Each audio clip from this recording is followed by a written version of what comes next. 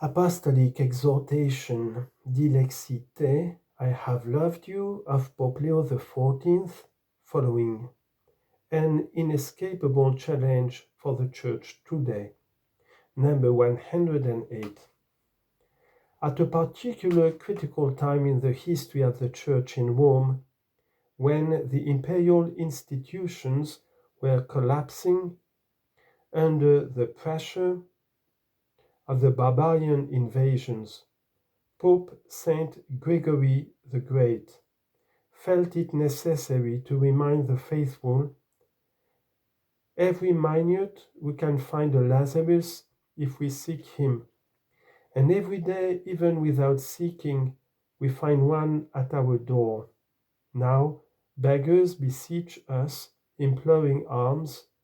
Later they will be our advocates. Therefore, do not waste the opportunity of doing works of mercy. Do not store unused the good things you possess. End of quote. Gregory courageously denounced contemporary forms of prejudice against the poor, including the belief that they were responsible for their plight. Quote, "Whenever you see the poor doing something reprehensible, do not despise or discredit them, for the fire of poverty is perhaps purifying their sinful actions, however slight they be." End of quote. Not infrequently, our prosperity can make us blind to the needs of others and even make us think that our happiness and fulfillment depend on ourselves alone, apart from others. In such cases, the poor can act as silent teachers for us, making us conscious of our presumption and instilling within us a rightful spirit of humility. While it is true that the rich care for the poor, the opposite is no less true. This is a remarkable fact that confirmed by the entire Christian tradition. Lives can actually be turned around by the realization that the poor have much to teach us about the gospel and its demands. By their silent witness, they make us confront the precariousness of our existence. The elderly, for example, by their physical frailty, remind us of our own fragility, even as we attempt to conceal it behind our apparent prosperity and outward appearance. The poor, too, remind us how baseless is the attitude of aggressive arrogance with which we frequently confront life's difficulties. They remind us how uncertain and empty our seemingly safe and secure lives may be. Here again, Saint Gregory the Great has much to tell us. Let no one consider himself secure, saying, "I do not steal from others, but simply enjoy what is rightfully mine." The rich man was not punished because he took what belonged to others, but because while possessing such great riches, he had become impoverished within. This was indeed the reason for his condemnation to hell. In his prosperity, he preserved no sense of justice. The wealth he had received made him proud and caused him to lose all sense of compassion. For us Christians, the problem of the poor leads to the very heart of our faith.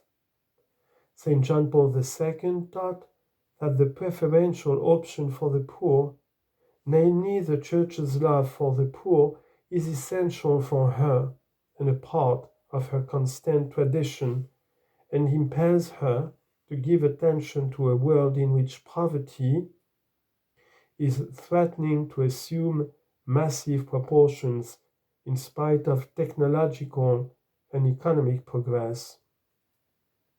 For Christians, the poor are not a sociological category, but the very flesh of Christ. It is not enough to profess the doctrine of God's incarnation in general terms. To enter truly into this great mystery, we need to understand clearly that the Lord took on a flesh that hungers and thirsts and experiences infirmity and imprisonment. A poor church for the poor begins by reaching out to the flesh of Christ.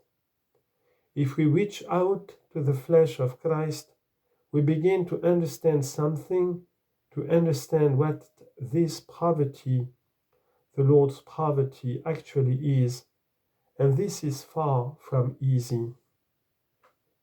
By her very nature, the Church is in solidarity with the poor, the excluded, the marginalized, and all those considered the outcast of society. The poor are at the heart of the Church, because our faith in Christ, who became poor and was always close to the poor and the outcast, is the basis of our concern for the integral development of society's most neglected members. In our hearts, we encounter the need to heed this plea, born of the liberating action of grace within each of us, and so it is not a matter of a mission reserved only to a few. At times, Christian movements or groups have arisen which show little or no interest in the common good of society, and in particular the protection and advancement of its most vulnerable and disadvantaged members. Yet, we must never forget that religion, especially the Christian religion, can't be limited to the private sphere, as if believers had no business making their voice heard with regard to problems affecting civil society and issues of concern to its members. Indeed, any church community, if it thinks it can comfortably go its own way, without creative concern and effective cooperation in helping the poor to live with dignity and reaching out to everyone, will also risk breaking down however much it may talk about social issues or criticize governments. It will easily drift into a spiritual worldliness camouflaged by religious practices, unproductive meetings, and empty talk. Nor is it a question merely of providing for welfare assistance and working to ensure social justice. Christians should also be aware of another form of inconsistency in the way they treat the poor. In reality, the worst discrimination which the poor suffer is the lack of spiritual care. Our preferential option for the poor must mainly translate into a privileged and preferential religious care.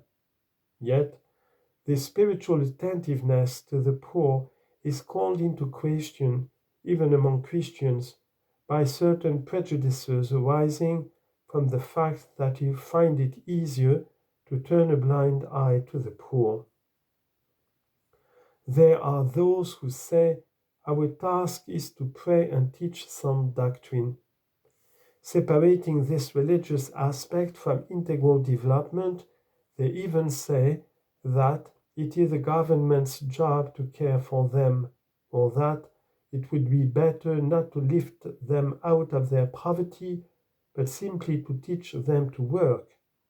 At times, pseudo-scientific data are invoked to support the claim that a free market economy will automatically solve the problem of poverty, or even that we should opt for pastoral work with the so-called elite, since rather than wasting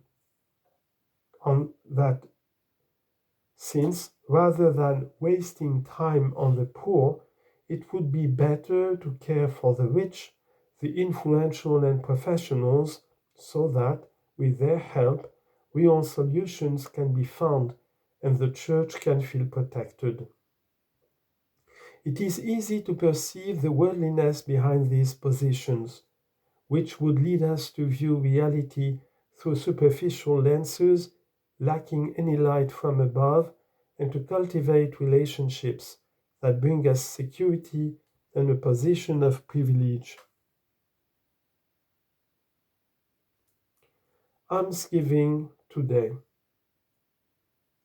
I would like to close by saying something about almsgiving, which nowadays is not looked upon favorably even among believers. Not only is it rarely practiced, but it is even at times disparaged. Let me state once again that the most important way to help the disadvantaged is to assist them in finding a good job so that they can lead a more dignified life by developing their abilities and contributing their fair share. In this sense, lack of work means far more than simply not having a steady source of income. Work is also this, but it is much, much more. By working, we become a fuller person, our humanity flourishes, young people become adults only by working. The Church's social doctrine has always seen human work as a participation in God's work of creation that continues every day, also thanks to the hands, mind and heart of the workers. On the other hand, where this is not possible, we can't risk abandoning others to the fate of lacking the necessities of a dignified life. Consequently, almsgiving remains, for the time being, a necessary means of contact, encounter and empathy with those less fortunate. Those inspired by true charity know full well that almsgiving does not absolve the competent authorities of their responsibilities, eliminate the duty of government institutions to care for the poor, or detract from rightful efforts to ensure justice. Almsgiving at least offers us a chance to halt before the poor, to look into their eyes, to touch them, and to share something of ourselves with them. In any event, almsgiving, however modest, brings a touch of pietas into a society otherwise marked by the frenetic pursuit of personal gain. In the words of the book of Proverbs, those who are generous are blessed, for they share their bread with the poor. Chapter 22, verse 9. Both the Old and New Testaments contain veritable hymns in praise of almsgiving.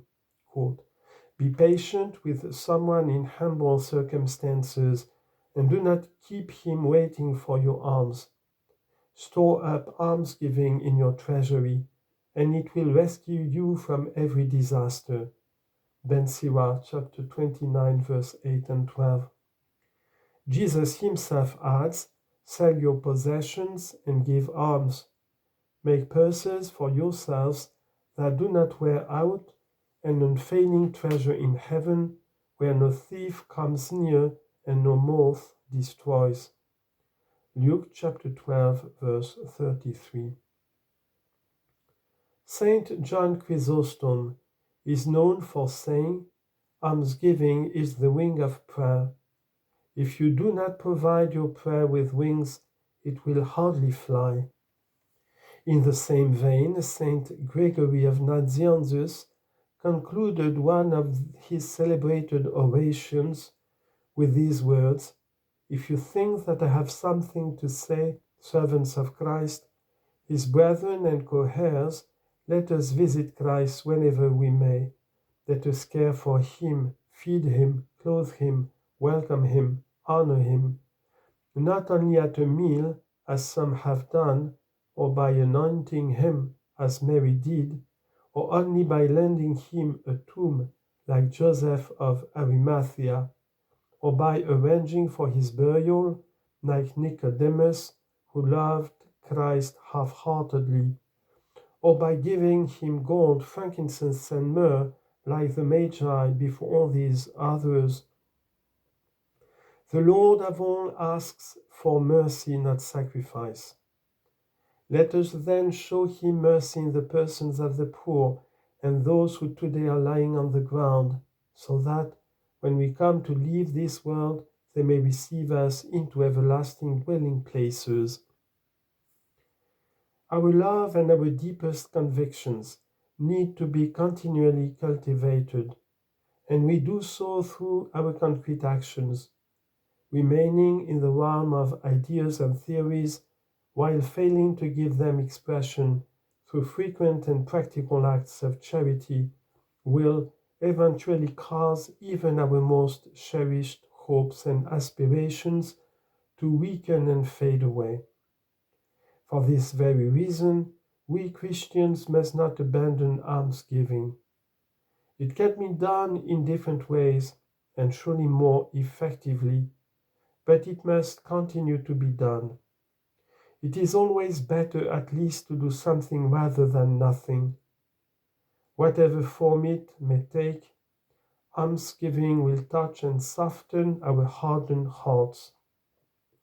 It will not solve the problem of world poverty, yet it must still be carried out with intelligence, diligence, and social responsibility. For our part, we need to give alms as a way of reaching out and touching the suffering flesh of the poor. Christian love breaks down every barrier, brings close those who were distant, unites strangers, and reconciles enemies.